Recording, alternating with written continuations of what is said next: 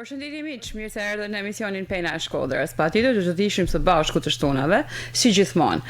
Uroj të gjithë ata që na ndjekin nëpërmjet valëve 92 MHz të Radio Shkodrës, që kalofshin një fundjavë sa më të bukur dhe qëndroni pranë këtij stacioni sepse do të kemi sot gjëra interesante për të treguar. Gjithashtu edhe teleshikuesit pranë rretëshve të Shkodra. Kam në studio dy gratë jashtëzakonshme, më vjen të them dy nga ato gratë charmante që ke shumë dëshirë të kesh në studio një herë në jetën tënde.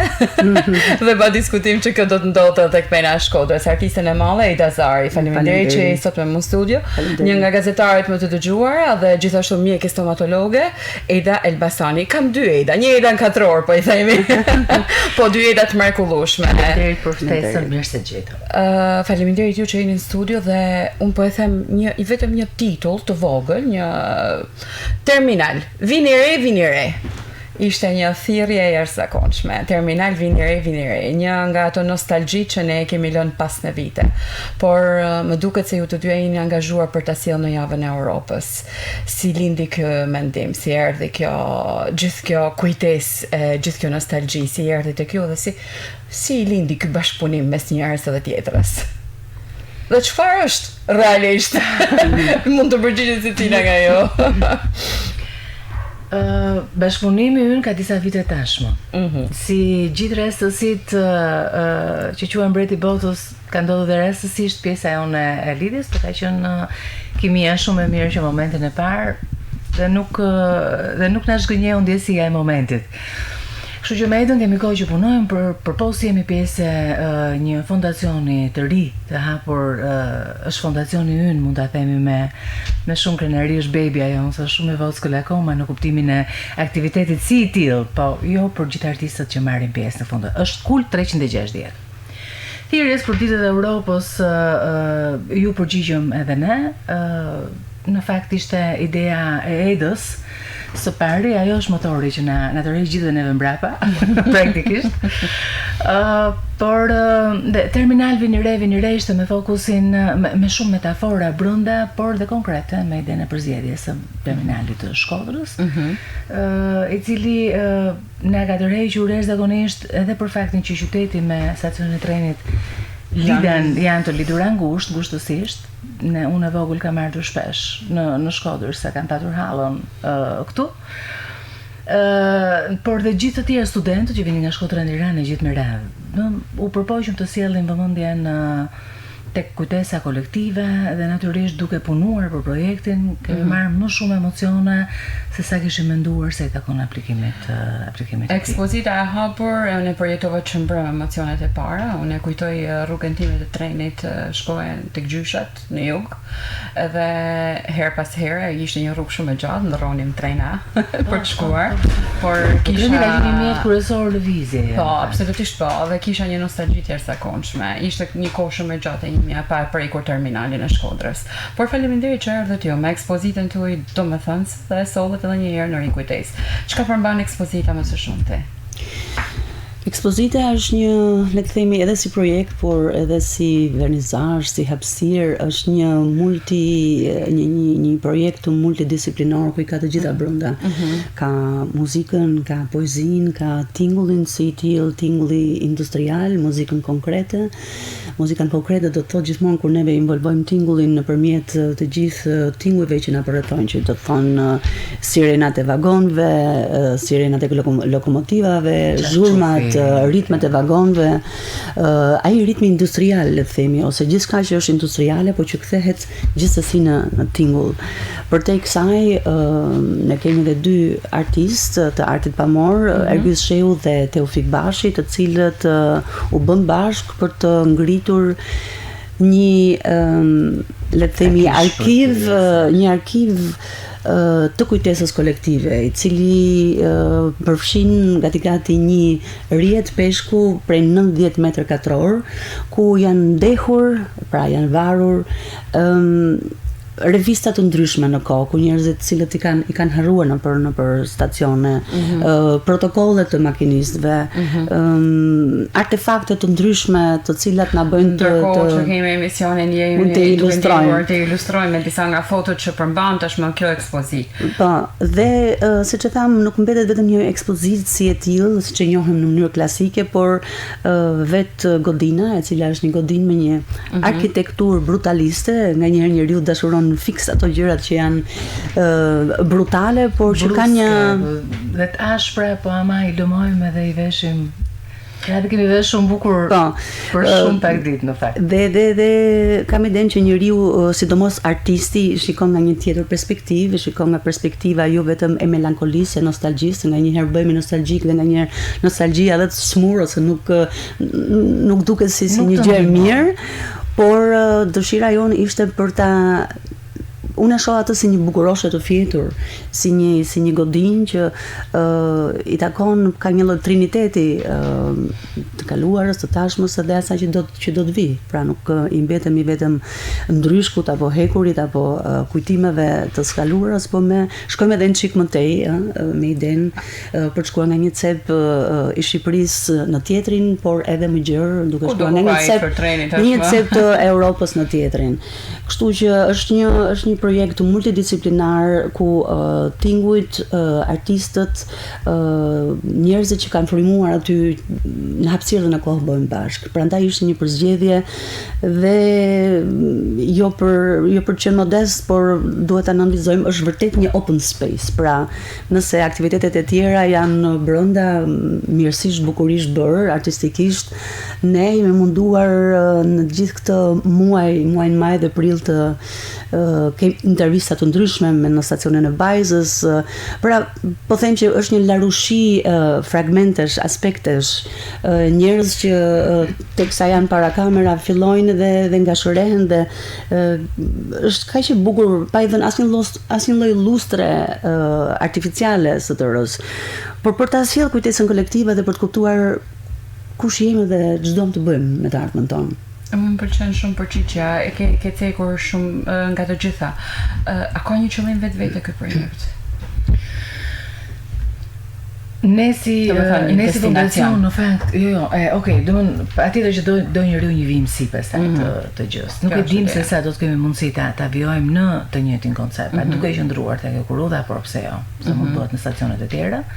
Por ideja e kujtesës kolektive dhe ngacmimit se takon çështjeve që duhet marrë rëndësi dhe kanë vlerë për identitetin, për trashëgiminë, për ndjesinë që atë që ne na ka bërë dhe çfarë duhet jemi, kanë qenë vazhdimisht në fokus. Dhe arti mund ta bëjë shumë mirë këtë gjën dhe më me shenjë e më me gjurmë, jo vetëm tek njerëzit që e ndjekim, por edhe tek ajo këmbana e vogël që mund të bjerë edhe për institucionet vendimmarëse, vjen më ëmbël e më bukur, ndoshta dhe më fort dhe më me pesh prej artit një vëmendje ngritur se sa po të shkruajnë peticione të pafundme apo Njëherë arti është ai zëri që të përton më thellë, le të themi në këtë është drejt për drejt të qëndron, është mbetet. Mos harrojmë aksionet që janë ndërmarr, edhe ka qenë pjesë për Vjosën apo dhe për Valbonën. Praktikisht ato u bën iniciatore, këto iniciativa ishin ato që sollën në fund të arti që i sollën në vëmendje. Dhe një rezultat i cili është akoma i qëndrueshëm. Natyrisht në kontekstin e Kurudhës, me gjithë konceptet e lidhjes, të lëvizjes, të memorjes, e gjitha me radhë, e kur ato ketë investimet e veta, mos qëndrojmë vetëm tek Kurudha, të shohim se si do të kemi Pse unë them që ka një nostalgji edhe ka një dëshirë pashmangshme, e kam në kontekstin e publikut, ka një shoh për lëvizjen me tren, e ju mungon lëvizja me tren, në Shqipëri mungon realisht dhe është diçka që duhet. Ardhur momenti të reinvestohet, sepse ato shina mos nuk janë më funksionale, të bëra në punë vullnetare dikur nuk kanë kushte teknike që kërkon standardi i ndërtimit sot. Por investimet duhen, por çdo gjë tjetër ka investime. Shpresojmë për më të mirën në idenë e realizimit pastaj. Megjithatë ka dhe një tjetër aspekt filozofik të thoja, sepse ne gjithmonë duam flasim për lirinë. Duam të jemi të lirë, duam të shkojmë në Europë, duam të prekim kultura, të komunikojmë, të krijojmë dialogje, por liria për mua është udhtim, lëvizje. Të jesh në lëvizje. Mundësia për të zgjedhur në shformë të jesh në ato formë ku ti ke mundësinë dhe qasjet, si dhe në rastin e hekurudhës shqiptare, e ke mundësinë të lëvizësh, të takohesh, të ndahesh, se edhe këto ndarjet janë të bukura, të krijosh kujtime të reja. Dhe këtë mund ta bëjmë vetëm duke qenë, pra kjo liri mund krijohet dhe mund të sistemohet vetëm duke i ofruar mundësinë e lëvizjes së lirë, që do të thotë jo vetëm me makinë, pastaj vjen të ndërgjegja e gjelbër, të ecësh me të shkosh me një tren nga aja të bëja, do të thotë që eviton shumë trafik. Përveç trafikut kemi edhe pastërtinë e mjedisit, e cila evitohet shumë çka nga patjetër, dhe nga ana tjetër duhet kuptojmë edhe këtë që jemi më social, jemi më pranë njëri tjetrit, natyrisht me kohën, ritmet kanë filluar të na ritmet janë shumë të shpejta dhe ne sa më të shpejta bën ritmet, aq më anonim bëhemi me njëri tjetrin. Nganjëherë gjitoni me gjitoni nuk shihet, nuk takohet. Edhe pa gjurmë ngjarje të shënjojnë gjitoni me Gjitoni me gjitonin është në Shkodër i them komshi me komshiun dhe gjitoneria, pra komshilliku thënë në zhargon, është shumë i rëndësishëm për arsye sepse sa të vi ku diu xhaja nga larg apo tezja nga me tjetër gjë komshiu përballë ishte shtëpia jote. Absolutisht po. Vim që tek fara e kosit, vim qeri tek luga e kripës e tjera me radhë, që do të them aspekti social, sidomos për ne, jo vetëm për Shqipërinë, por edhe në rafshin rajonal, në Ballkan. Jo, rajonal mendoj që është global, por ja po themi sepse ne ballkanikët jemi një çik më empatik, e kemi të nevojshme ato të shkojmë tek një kafe, të bëjmë një bisedë, e kemi si terapi. E kemi sepse ne na ceku më vonë kjo pjesa e individualizmit, e vetmisë madhe, e mbledhjes në vetvete. Dhe si e tillë mendoj që brenda një vagoni të treni krijohen miqësi të reja, krijohen le të themi ishuj të vegjël të kontakteve sociale që na bëjnë më pranë dhe pse jo, nganjëherë kuptojmë edhe më shumë hallin e tjetrit apo ata të tjerë hallin ton. Kështu që treni në këtë rast, në këtë koncept, stacionet e trenit për mendimin tim janë shumë të rëndësishme. Urojmë që të kemi sa më shumë le të themi platforma të reja, stacione të reja që edhe na bëjnë edhe pak të mendojmë se si ku duam të shkojmë, çfarë duhet të sjellim pranë shoqërisë, pranë vetes, por dhe për brezat e rinj, dhe kjo është shumë e rëndësishme. Duke filluar nga një ekspozitë, ka filluar që mbrëm. Po sonte ndark mendoj që vazhdon me kulminacionin e saj. Çfarë do të performohet sonte ndark? Përveç ekspozitës. Nuk është vetëm neve kemi pra inside dhe outside, pra jashtë dhe brenda. Kemi brenda godinës, por dhe jashtë godinës është platforma. Fillojmë në orën 18:00 besoj. Tashmë ekspozita është e hapur, është kur themi ekspozitë gjithmonë duhet që ke ngushtë. Pra, ajo godinë është tashmë ka hapur dyer si pari i zenit të shngritur. Dhe kurudha do ta mbajnë të e kanë dhurat, e kemi dhurat, në kuptimin ka qenë një gjë që domethënë do të çndroje kurrë hapur në vazhdim për njerëzit që ta vizitojnë her pas here. Është ekspozitë. Do të qëndroj këtu në këtë terminal. Godina është e hapur dhe do të qëndrojë në atë koncept muzeal, ku njerëzit mund t'i prekin, sepse normalisht kur futesh në një ekspozitë natyrisht ose në një galeri ti nuk mund t'i prekësh, ti vetëm shikon, në një kohë që në këtë rast ti mund të bëhesh në secilin kënd, në secilin aneks, në çfarë do lloj cepi që ti të lëvizësh brenda godinës, por dhe jashtë saj, sepse jashtë na presin direkt vagonë, trenat, dhe ajo që është më specifike është vagon të vjetër të mallrave ku neve kemi kthyer këto platformë neve kemi kthyer si një vend ku do të performohet. Në orën 6 do të kemi disa manovra, pra në orën 18 të mbasditës do të kemi disa manovra që trenat lëvizin, vagonët, njerëzit mund të le të themi njerëzit brenda mund të hasdisen, brenda të pinë diçka dhe të bëjnë një bileta personalizuar, secili e merr dhe për kujtim. Po, janë disa bileta të cilat janë printuar fiks, si thuash, nga ato bileta origjinale, me ngjyra të ndryshme, kështu që në formën e një simboli ato do të ndahen dhe kështu që është gjë shumë e bukur. Në biletaria do gjejmë platformën, do ngjiten te treni, do bëjmë fotot, se tashmë është një organizim tepër i prekshëm. Është interaktive, shumë interaktive. E bukur është se deri tek presi jonë mbajnë vend stacionin, i mbajnë vend trenat, i mbajnë vend shumë shka lëvizjen, por brezat më tej nuk kanë pasur asnjë akses. Dje erdhi një çift me 2 fëmijë të vegjël, të cilët dhe kishin udhëtuar. Si shqiptarët që tashmë janë qytetarë të botës, kanë qenë një periudhë në një shtet të caktuar, tani ishin rikthyer në Shkodër. Dhe për 2 fëmijët ishte shumë e çuditshëm vagoni, duke si vagon lodër. Sepse kanë parë trenat që janë sot. Janë trenat e shpejt, janë trenat më të ngadalë, pra kanë parë një teknologji tjetër. Dhe kurioziteti ishte shumë i madh për të parë pikërisht të trenin me cili mami dhe papi kanë shkuar në shkollë. Sepse që të dy u tregonin që me këtë shkonim në Tiranë në universitet, jemi kthyer këtu, ka ardhur nëna me gjyshin nga një qytet tjetër. Pra, impakti i parë është më një herë. Dhe fëmijët ishin shumë entuziazmuar dhe djali i madh, ky duket si lodër, si ngjante më shumë, duke qenë se vagonët sot janë edhe të ngjyrosur me art në pjesën e jashtme.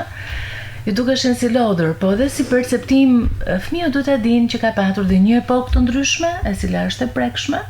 Dhe breza duhet kuptojnë që nuk është gjithçka s'ka nisur bota sot kur lindin ata, se me teknologjinë. Pra, kjo është e bukur sepse ka ku ta marrin vesh, kishte një epokë tjetër më parë ndryshe nga ajo që është e prekshme, është me sy dhe historia që tregohet, se për fëmijët sot, generacioni i ri, kur ne flasim breza që kanë jetuar dhe periudhën e parë 90-s. Kjo ndodh në Shqipëri më së shumti, sepse jo, gjithë vendet jo domethënë që kanë qenë ish komuniste. Ne kemi lexuar literaturat e autorëve të tjerë, dhe janë shumë të ngjashme historitë, mentalitetet, mënyra se si gjërat janë bërë. Mënyrën e ruajtjes dhe të muzeve. Ka muze në vende të tjera që janë ish komuniste, por ama ata e perceptojnë epokat e tjera. Në Shqipëri kemi edhe s'kemi. Një formë e tillë, një formë funksionale deri vjet, po një formë e tillë nuk është shumë e gjetur, një formë e tillë. Mos harrojmë edhe një aspekt tjetër, neve ende nuk e kemi përpunuar të kaluarën tonë.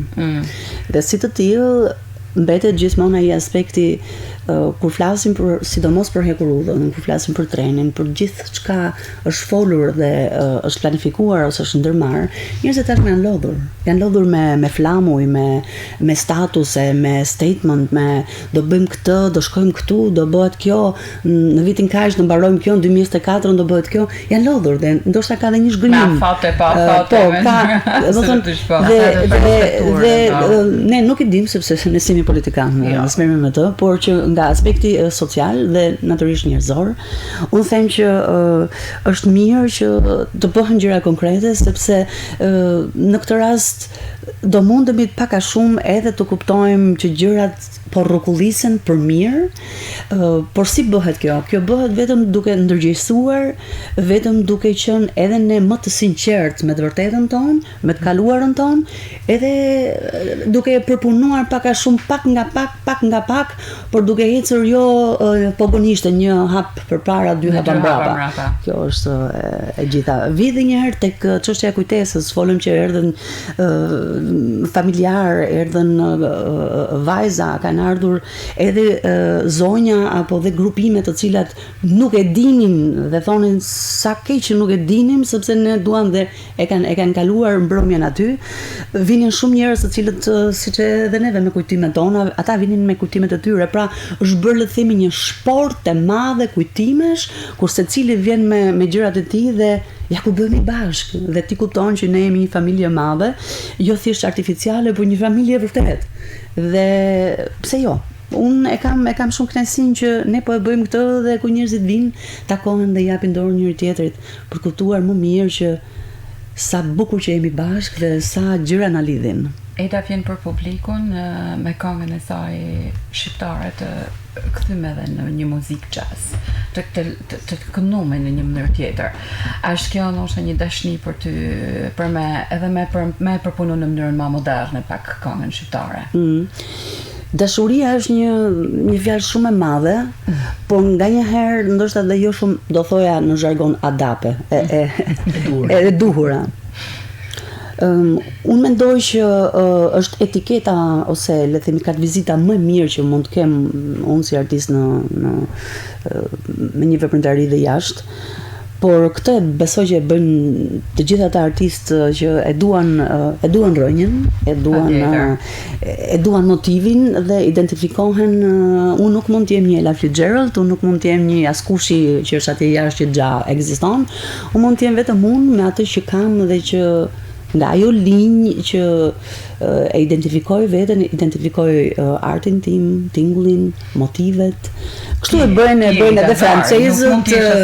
Nuk mund të jem as kusht tjetër që je Lazari dhe je mjaftueshëm dhe je shumë mirë.